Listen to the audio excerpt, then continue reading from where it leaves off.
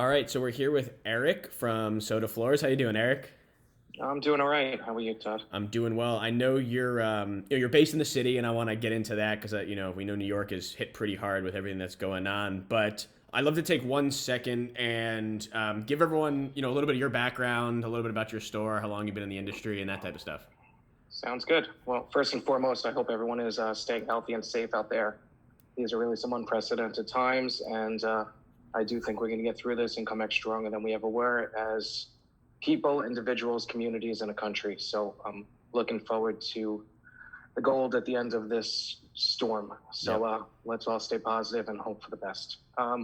SOTA, state of the art wood floors. I know you're questioning the acronym. Yeah. So that's what it stands for. I've been doing this since 1999. I graduated from University of Buffalo. I worked with my father for about 6 months. He had a floor maintenance business that I was working with him. And then my parents moved down south and I took over the business. Then I went from a maintenance company and I focused strictly on wood floors. Started the contracting side back in 2000, once again, strictly doing wood floors. And from there, we opened up a showroom in 2003, street level showroom on 32nd Street and Park Avenue, right in New York City, Yep. to allow me to sell hard goods in lieu of just doing the service part of things. Yep, and I think it's interesting, right? Because there's not many flooring retailers in New York, and outside of even what's going on now, that puts you in a unique spot. So I guess my first question is like, what is it like being in retail in New York, as you would assume, compared to like a Florida or a Georgia or somewhere else more rural? Well, what I see, looking from a financial standpoint, overhead, that's a big hit, Yeah. especially in New York City.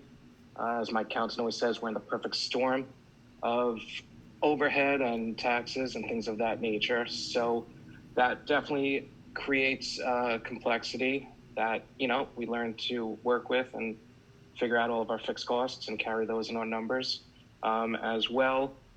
Where I always say to everyone, people see my jobs, they're always giving us compliments, kudos. We're very fortunate. I believe we're very fortunate to be in New York City. It's really the hotbed of it all in my mind. We work with architects, designers that not only specify work in New York, they do worldwide. So I've done projects in Hawaii that are, massive high-rise buildings. We just finished a large hotel in Detroit last year, and these were all specified from architects and designers that I've worked with in New York City. So it really opens us up to some amazing stuff. The projects here in the city are, they speak for themselves. We definitely get to see some amazing townhomes, penthouses, Yeah. very interesting, exciting things. And I got to say, though, it does make me a little jaded walking, seeing, shall I say, a beautiful, normal home in lieu of a New York City home. So I try to really keep things even keel and not, of course, not judge, but also, just everything is, everyone deserves the proper care and attention on every aspect of a job. Yeah, I mean, if it's interesting, if people could take your mentality, if you could make it in New York with the rent prices and everything in New York, could you imagine if, could you imagine if someone took that same mentality, that same margins, and did it in Florida or Georgia or somewhere like that where the rent isn't so high and the overhead isn't so high? And that, in theory, is a great idea, but do keep in mind, I believe everything is relevant. I've been working in South Florida for quite some time. I have a small annex showroom in Miami that we've, been trying to develop. And what I do see is everything is relevant. Miami's a bit of an anomaly, LA, New York, Chicago, but everything, the more overhead, the more costs. You're working with people that have a higher expendable Sure. budget in that sense. So I do think everything balances out. You could be in small town Midwest and, people always ask, especially on these pages that we're on, oh, what do you charge to install carpet? What do you charge to install floors? I find that question completely irrelevant to some extent because no one really takes into consideration their costs, their whole program.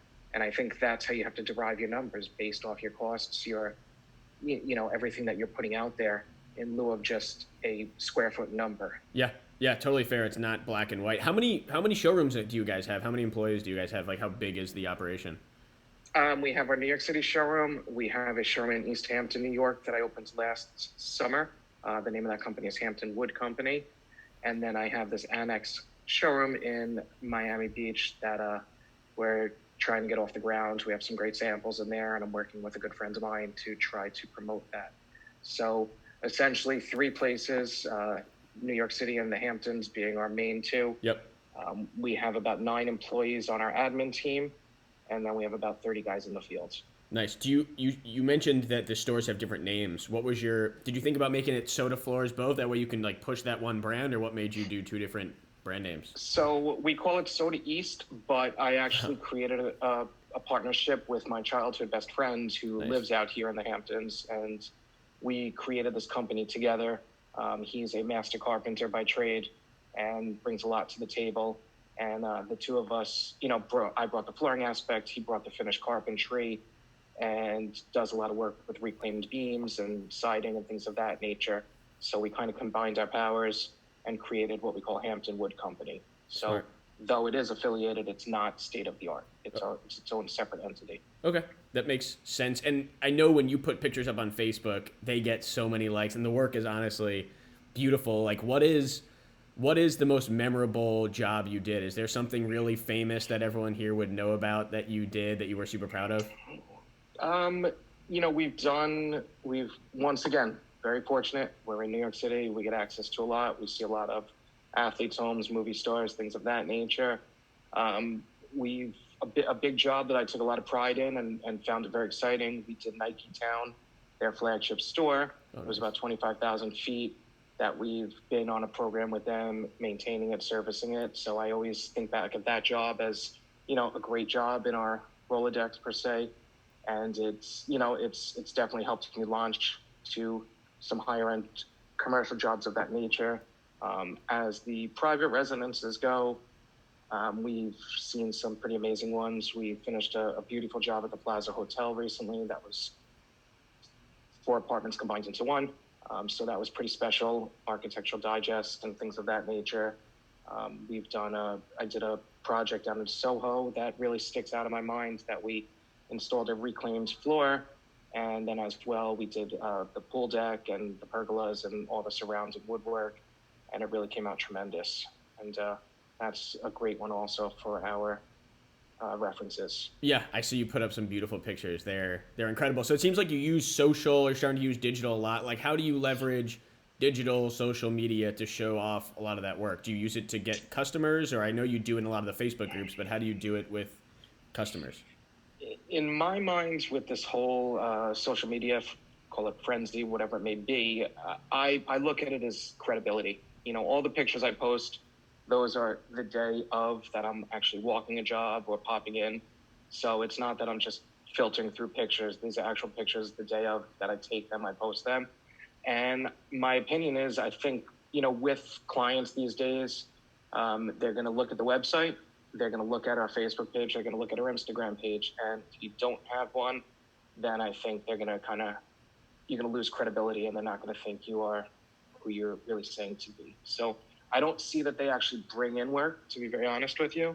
I think it's more of a credibility booster. It shows that we're relevant. It shows that we're out there, and it gives, friends, family, people some good eye candy to work with and get some inspirations. It also helps future clients when they do go on. They look at previous jobs, and Yeah.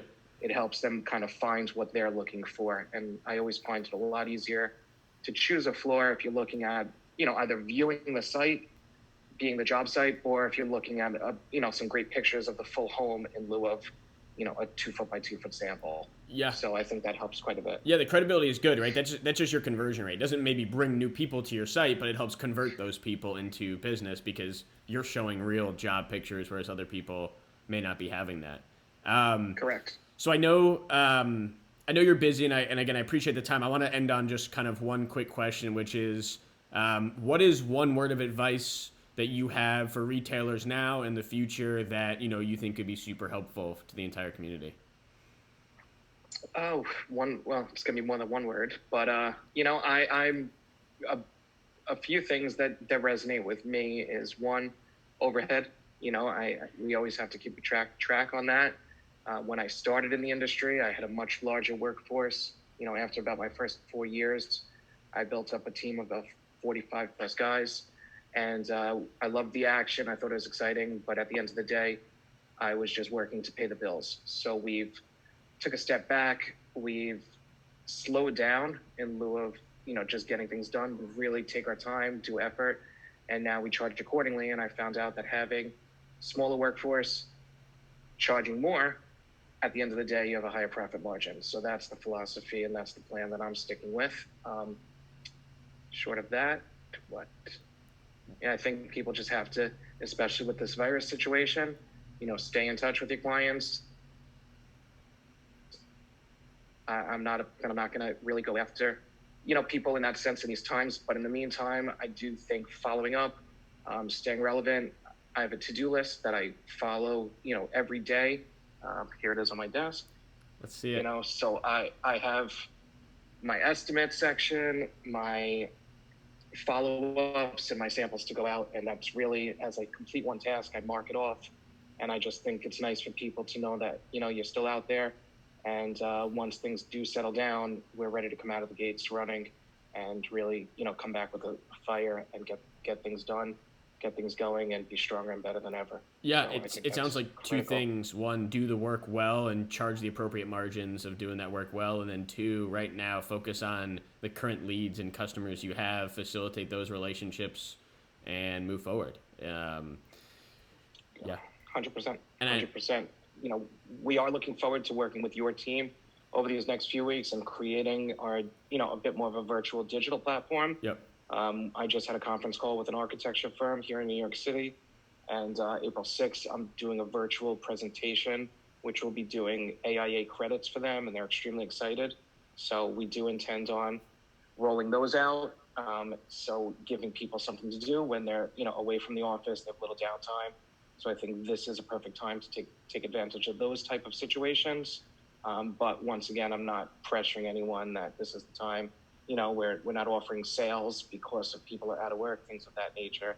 I think we have to all just ride it out together and just come back prepared, organized, and ready to hit the ground running. Yeah, I think that's the mentality. Get ready, get all the housework in order, get all your groundwork ready to hit the ground running as soon as this is over. Absolutely. Cool, Eric. Well, I appreciate you taking the time. Sounds good. As well. Thank you, Todd. Thank you. To all, stay safe, stay healthy, and let's get through this together. Thank you.